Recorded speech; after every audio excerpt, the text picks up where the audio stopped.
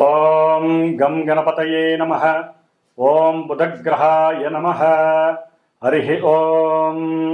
ఓం జ్ఞానానందమయం దేవం నిర్మలస్ఫటికాకృతిం ఆధారం సర్వవిద్యానాం శ్రీహయగ్రీవముపాస్మహే. ఓం హయగ్రీవాయ నమః. ఓం ప్రియంగుకలికాశ్యామం రూపేణ ప్రతిమం బుధం సౌమ్యం సత్వగుణోపేతం తం బుధం ప్రణమామ్యహం. ఓం బుధగ్రహదేవతాయై నమో నమః.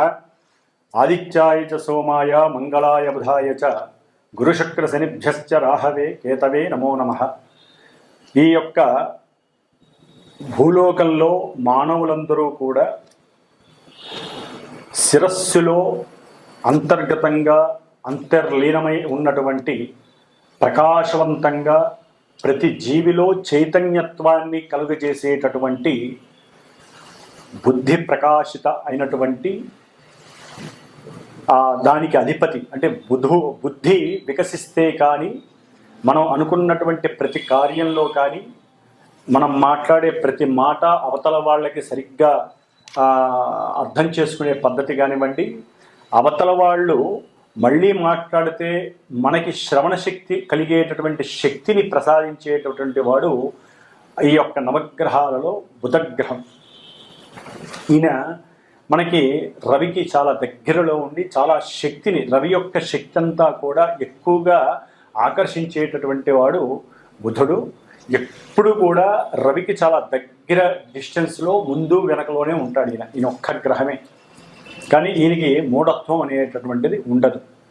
మరి ఈ బుధుడు జాతక చక్రరీత్యా, వైద్య జ్యోతిష్య శాస్త్రరీత్యా వాత పిత్త శ్లేష్మ ఈ త్రిగుణాత్మిక దోషాలని కూడా సరిసమానంగా ఇవ్వగలిగినటువంటి వాడు బుధుడు. అట్లాగే మన శరీరంలో నఖశిఖ పర్యంతం ప్రతి అవయవము పనిచేయాలన్నా, రక్త ప్రసరణ జరగాలన్నా, మనలో పంచేంద్రియాలు తటస్థంగా లేకుండా ఒక పద్ధతిలో అవి కరెక్ట్గా పనిచేసి మనకి కావలసినటువంటి దాన్ని ఆస్వాదించాలన్నా, అవతల వాళ్ళకి సహాయం చేయాలన్నా కూడా ఈ యొక్క బుధగ్రహానికి సంబంధించినటువంటి నరాలకి ముఖ్యమైనటువంటి గ్రహం బుధుడు. కాబట్టి ఈ బుధుడు ఇంకా ట్రాన్స్పోర్ట్కి సంబంధించినటువంటి వాడు, అట్లాగే విద్యకి సంబంధించినటువంటి వాడు, ముఖ్యంగా గణిత శాస్త్రానికి జ్యోతిష్య శాస్త్రానికి సంబంధించినటువంటి వాడు ఈ బుధగ్రహం. మరి ఈ బుధగ్రహము మన యొక్క ద్వాదశ రాశుల్లో ముఖ్యంగా కర్కాటక రాశిలో ఉన్నటువంటి ఆశ్లేష నక్షత్రము, అట్లాగే జలరాశి అయినటువంటి వృశ్చిక రాశిలో మరి ఆయన జ్యేష్ఠ నక్షత్రంగాను, మళ్ళీ జలరాశి అయినటువంటి మీనరాశిలో రేవతి నక్షత్రం. ఈ 3 నక్షత్రాలకి అధిపతి బుధుడు. అట్లాగే మేషరాశి నుంచి 3వ రాశి అయినటువంటి మిథున రాశికి, 6వ రాశి అయినటువంటి కన్యా రాశికి కూడా, అంటే వ్యాపార క్రయ విక్రయాదులని సూచించేటటువంటి, అట్లాగే బంధువులని, ఇరుగు పొరుగు వాళ్ళని, సహాయ సహకారాలని, అట్లాగే శత్రు రోగ రుణస్థానాలని, ఆంతరంగికంగా కుటుంబంలో తల్లి తరపు కానీ తండ్రి తరపు కానీ బంధువులు అంటే మేనకోడళ్ళు కావచ్చు, మేనమావులు కావచ్చు, మేనత్తలు కావచ్చు, భావమరుదులు కావచ్చు, ఇట్లా ఎన్నో రకాలైనటువంటి బాంధవ్యానికి సంబంధించినటువంటి బంధువులను సూచించేటటువంటి గ్రహం ఈ బుధగ్రహం. మరి ఈ బుధగ్రహం మామూలుగా ప్రతి నెల కూడా ఒక 30 రోజులకు ఒకసారి ప్రతి రాశిని కూడా సంచరిస్తూ ఉంటుంది. కానీ ఈ సంవత్సరంలో ఈ నెలన్నర కాలంలో దాదాపుగా అతిచారాన్ని గ్రహించి ఆ బుధగ్రహం 3 రాశులు మారింది. ముఖ్యంగా ఇప్పుడు తన సొంత రాశి అయినటువంటి మిథున రాశిలో బుధగ్రహం పునర్వసు నక్షత్రంలో ఉండి 21వ తేదీ వరకు, ఈ నెల అంటే జూన్ 21వ తేదీ వరకు తన యొక్క సొంత క్షేత్రంలో ఉండి కాస్త అందరికీ వెసులుబాటుగా ఉన్నాడు. కానీ 22వ తేదీ నుంచి దాదాపుగా వచ్చే నెల 17వ తేదీ 18వ తేదీ వరకు, జూలై వరకు కూడా ఆయన కర్కాటక రాశి శత్రు రాశిలోకి అడుగుపెట్టి ఈ నెల 22న పునర్వసు నక్షత్రంలో 22, 23, 24 ఈ 3 రోజులు, ఈ 3 యొక్క తేదీల్లో కూడా ఆయన శత్రు నక్షత్రమైనటువంటి పునర్వసు నక్షత్రంలో ఉండటం, తర్వాత మిత్ర నక్షత్రమైనటువంటి మందగమనం కలిగినటువంటి శని నక్షత్రం పుష్యమి నక్షత్రంలోకి రావటం, దాదాపుగా అది 7వ తారీఖు జూలై 7వ తారీఖు వరకు కూడా పుష్యమి నక్షత్రంలో ఉంటూ కొన్ని రకాలైన ఫలితాలని, అట్లాగే 7వ తారీఖు నుంచి మరలా 17, 18వ తారీఖు జూలై వరకు కూడా తన యొక్క సొంత నక్షత్రమైనటువంటి ఆశ్లేష నక్షత్రంలోకి ఈ బుధగ్రహం సంచరిస్తూ మరి కర్కాటక రాశి అనేటటువంటిది మనకి చక్కటి సౌకర్యాన్ని ఎన్నో రకాలైనటువంటి కంఫర్ట్నెస్ని కూడా సూచించేటటువంటి స్థానము. ముఖ్యంగా ఎన్నో రకాలైనటువంటి విద్యలని, తల్లి యొక్క ప్రేమ అనురాగాలని, గృహాలకి సంబంధించినటువంటి విషయ పరిజ్ఞానాన్ని, అట్లాగే మాతృ సౌఖ్యము, గృహ సౌఖ్యము, భోజన సౌఖ్యము, ప్రయాణ సౌఖ్యము, ఇన్ని రకాల సౌఖ్యాలని ప్రసాదించే స్థానం చతుర్థ స్థానం.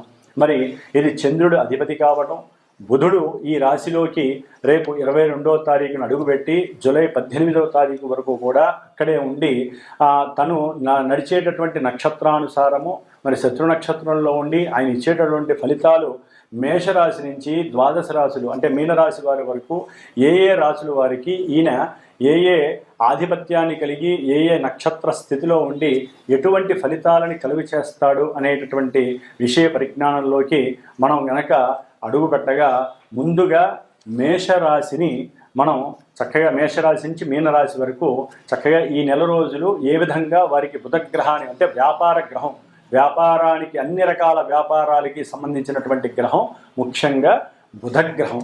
కాబట్టి ఈ బుధగ్రహం ముఖ్యంగా ఈ యొక్క పేపర్ ప్రింటింగ్ వ్యవస్థలకి సంబంధించి అది డబ్బుల నోట్లు కావచ్చు, లేకపోతే ప్రామిసరీ నోట్లు కావచ్చు, పుస్తకాలు కావచ్చు, అచ్చు వేసేటటువంటి ముద్రణాలయానికి ముద్రణలకి సంబంధించినటువంటి ప్రింటింగ్ ప్రెస్సులు కావచ్చు, లేకపోతే టైప్ రైటర్స్ కావచ్చు, కంప్యూటర్ అంటే సాఫ్ట్వేర్ కంప్యూటర్స్ కావచ్చు, ఏదైనా సరే ముఖ్యంగా రైల్వే, తంతి తపాలా అంటే మనకి పోస్ట్ మ్యాన్లు, పోస్ట్ ఆఫీసులు, మనీ ఆర్డర్లు, ఇట్లా వీటికి సంబంధించినటువంటివి, అట్లాగే మన కమ్యూనికేషన్ వ్యవస్థ ఆర్థికపరమైనటువంటి ఫోన్పేలు కానీ గూగుల్ పేలు కానీ ఇట్లాంటి ఆర్థికపరమైన వ్యవస్థ కావచ్చు, రచనలు, వ్యాసాలు రచించేటటువంటి అంటే చిత్ర పరిశ్రమలో ముఖ్యమైనటువంటి వారు ఎవరైతే ఉంటారో వారు కానివ్వండి, బ్యాంకు వ్యవస్థలో అకౌంటింగ్ సంస్థకి సంబంధించినటువంటి అకౌంట్స్గా పనిచేసేటటువంటి వారు కానీ, చార్టెడ్ అకౌంట్స్ కానివ్వండి, ఇట్లా